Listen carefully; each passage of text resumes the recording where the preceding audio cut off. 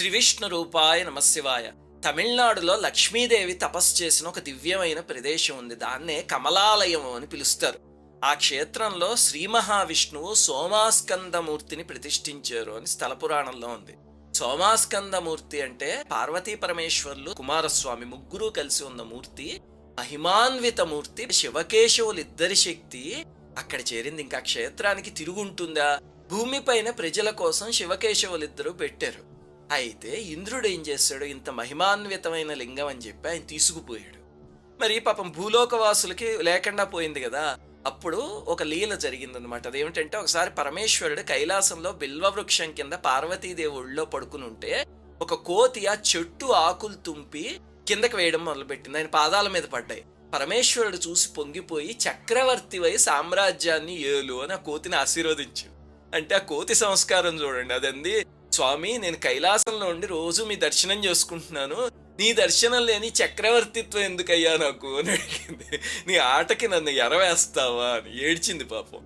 అప్పుడు ఆయన అన్నారు, నీ వల్ల జరగాల్సిన పని ఉంది, కిందకి వెళ్ళు అని. అప్పుడు కిందకు వచ్చి ద్రవిడ దేశంలో ముచుకుందుడు అనే రాజు అయి పుట్టిందనమాట. ఒకసారి ఇంద్రుడికి యుద్ధంలో సహాయపడితే ఇంద్రుడు పైన స్వర్గానికి తీసుకెళ్లి నీకేం కావాలో అడుగు అని అడిగాడు. అప్పుడు ఆ రాజు కల్పవృక్షం, కామధేనువు ఇవేం అడగకుండా ఈ కింద శివలింగాన్ని ఇంద్రుడు పట్టుకుపోయాడు కదా, అది కావాలి అని అడిగాడు. అప్పుడు ఇంద్రుడు అయ్యో ఈ లింగం ఇచ్చేయడం ఎందుకు అని చెప్పి విశ్వకర్మని రప్పించి దానికి ఒక నకలు తయారు చేయించి అచ్చం అలాగే ఉన్నది రాజుకి ఇచ్చాడు. అది తెచ్చి ప్రతిష్ఠిస్తే ఆ కళ రాలే. అప్పుడు ఏడిచాడు రాజు. అదేమిటి, నేను స్వర్గంలో చూసినప్పుడు ఎంతో కళగా ఉంది అంటే పరమేశ్వరుడు కనిపించి ఇంద్రుడు నిన్ను మోసం చేశాడు, మళ్ళీ వెళ్ళి తెచ్చుకో అన్నాడు. మళ్ళీ అమరావతికి వెళ్తే మళ్ళీ ఇంద్రుడు అదే పని చేశాడు. ఇలా 5 సార్లు మోసం చేసేసరికి 6వసారి రాజుకు ఆగ్రహం వస్తే అప్పుడు ఇంద్రుడు అసలు ఇచ్చారు. అదే కమలాలయం అనే క్షేత్రం తిరువారూర్ అని పిలుస్తారు. తమిళనాడులో ఉంది. జననాథ్ కమలాలయ అంటారంటే ఎవరైనా బిడ్డ అదృష్టం కొద్దీ ఊర్లో పుడితే మోక్షమే అని పరమేశ్వరుడు చెప్పేట.